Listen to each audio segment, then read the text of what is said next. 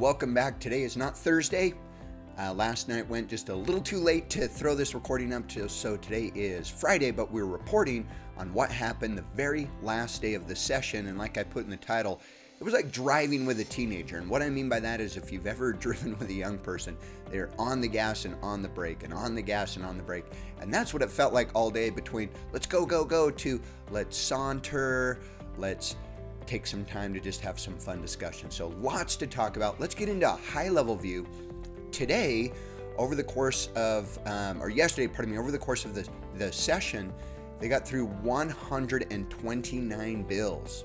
So we know these guys can work. Out of that, we had 2 bills that failed, 1 bill that got killed, 19 bills that were contested with more than 10 votes, 37 bills contested in all, and a ton of concurrence at 28 of those.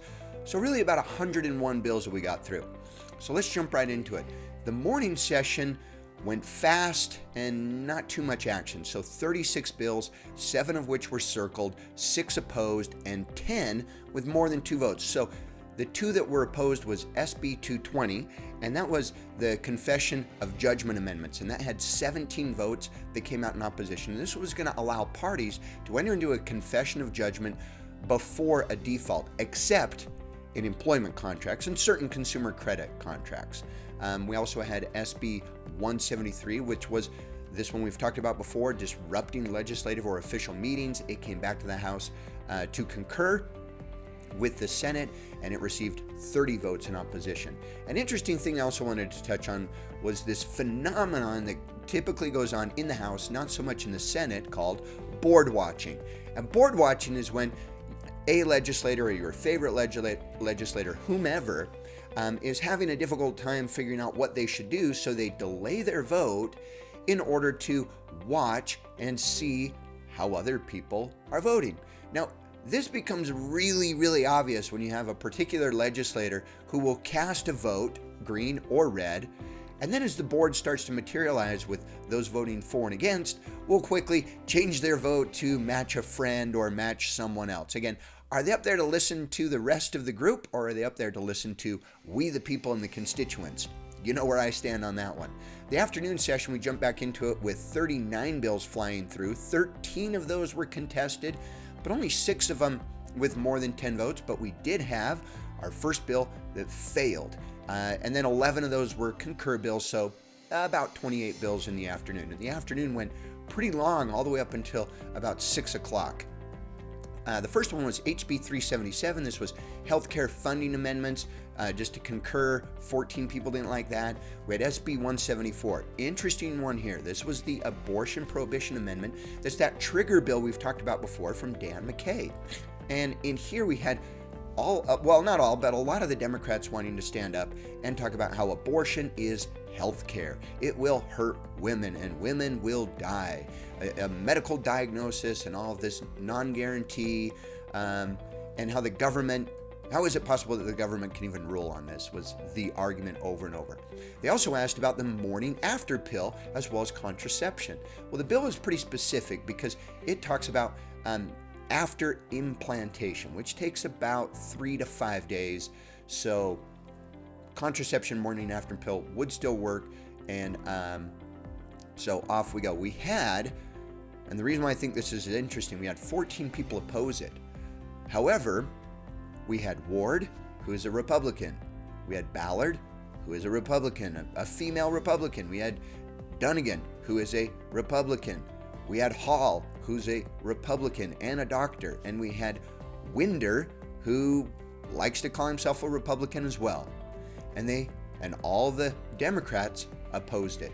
So most of the Republicans were okay with this. They also tried to pass at the last second an amendment to amend the bill, so instead of it carrying the weight of a felony for killing the unborn, to make it an infraction.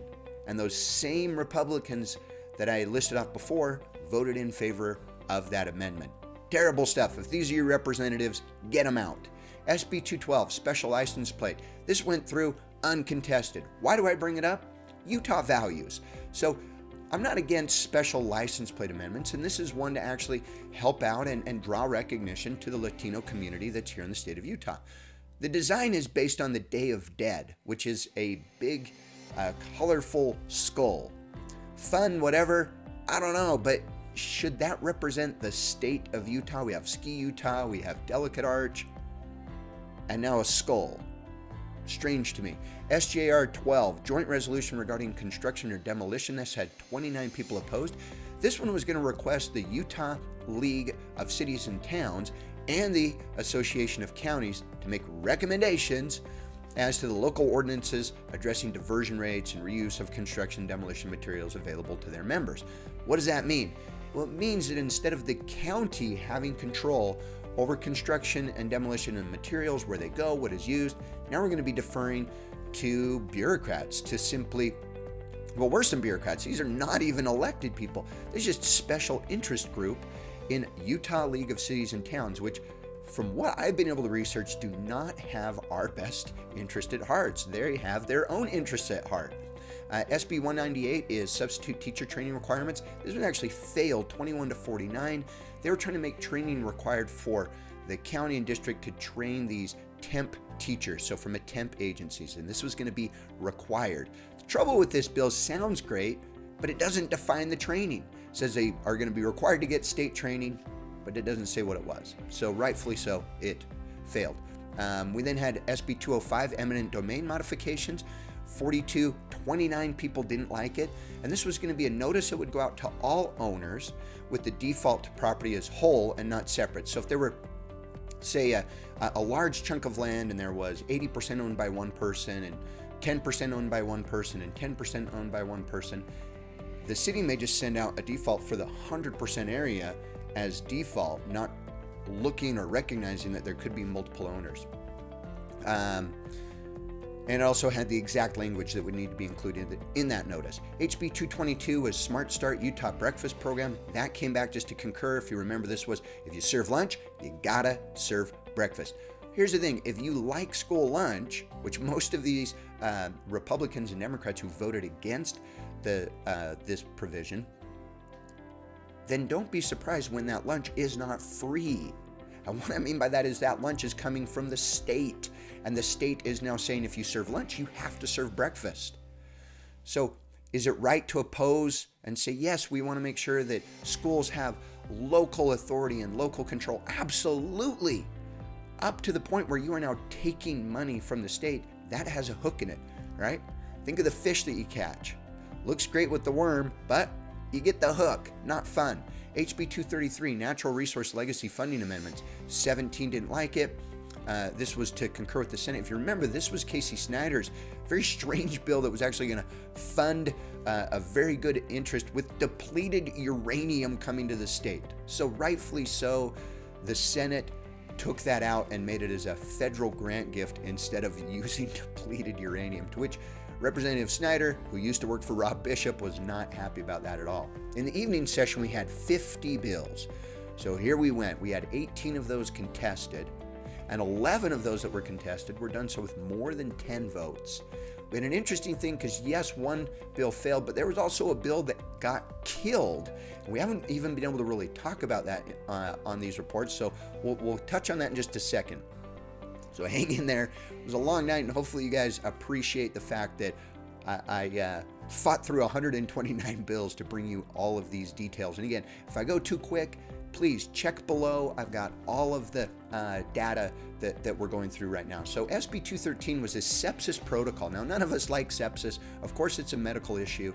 32 people opposed this bill because in the bill it had specific language, and the word was may. So they wanted to say that a hospital may make protocol. Well, in the event that they do that, then the Department of Health may look at the protocol. Like, what is that? There's nothing going on. Why is that different than anything we're doing now? So the bill should have failed, but it passed.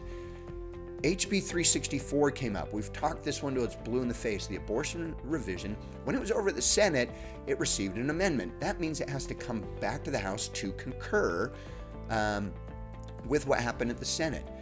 And as the representative started to talk about it, he kind of floated away from the amendments and started to speak more about the context of the bill. The Speaker of the House quickly said, no, Representative, we're not going there. Well, then what happened is his comments were open. They started to comment on the discretions made between specific sections of the bill. It then very quickly moved, and these are Republicans hitting a fellow Republican over the topic of abortion. So as you can imagine, these guys got it. This bill is not about abortion. This has become a medical bill. This has become, like the bill sponsor states over and over, this is an informed consent bill. So then the motion to circle was made by Representative Perry, and then Representative Ward jumped up, again, both Republicans, supporting that, and then it passed out favorably. So what that meant is there was no concurrence, the bill got circled, and it just sat there for the rest of the night and died. Now, in the event that, well, we won't even go there. SB 228, Inherent Risks of Skiing Amendments. So at first, I was so thrilled with this. So let me talk to you about how good things can happen and bad things can also happen. So initially, one person can make a difference. Representative K. Miles, never really hear from him, but all of a sudden, this guy jumps out of his seat and he says, hey, I don't like that this bill is now setting a max, a ceiling of $1 million in the event of an injury at a ski resort. That injury might be worth $20 million. It may do anything. Why are we reducing the court of law?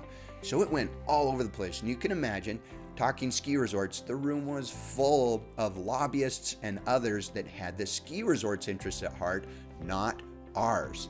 So then what happened? Well, they voted on it and made an amendment and stripped the $1 million out. Looked like the people had won. But wait, about an hour later, that bill went over to the Senate. The Senate said, no, we are not going to concur with that.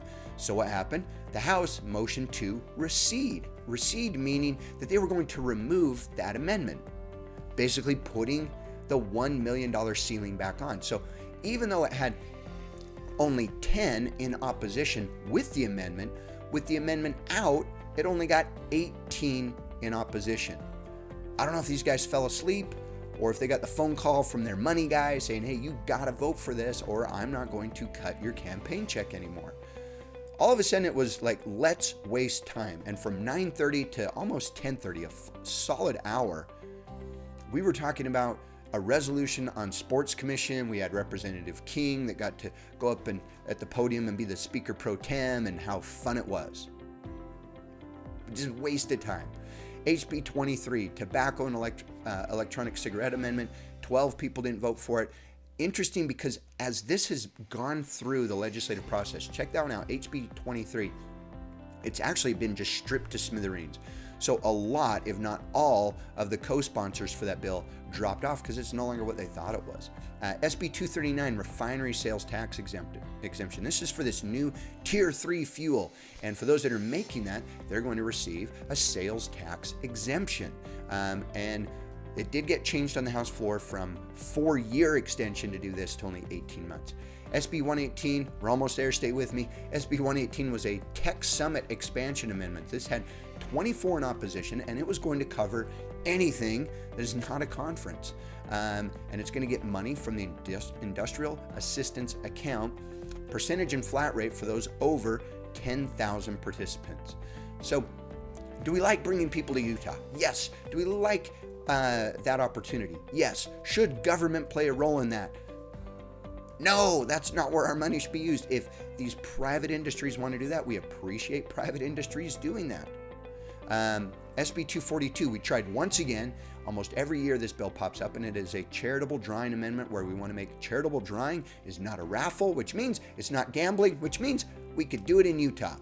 Not so fast. This was the bill that got killed in the afternoon, so one of two, 42 people opposing it.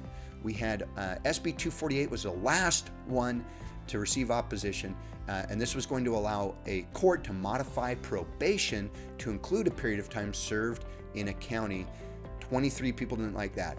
Are you kidding me? Time served should count. We had 3 new bills that popped up today, even it was the last day.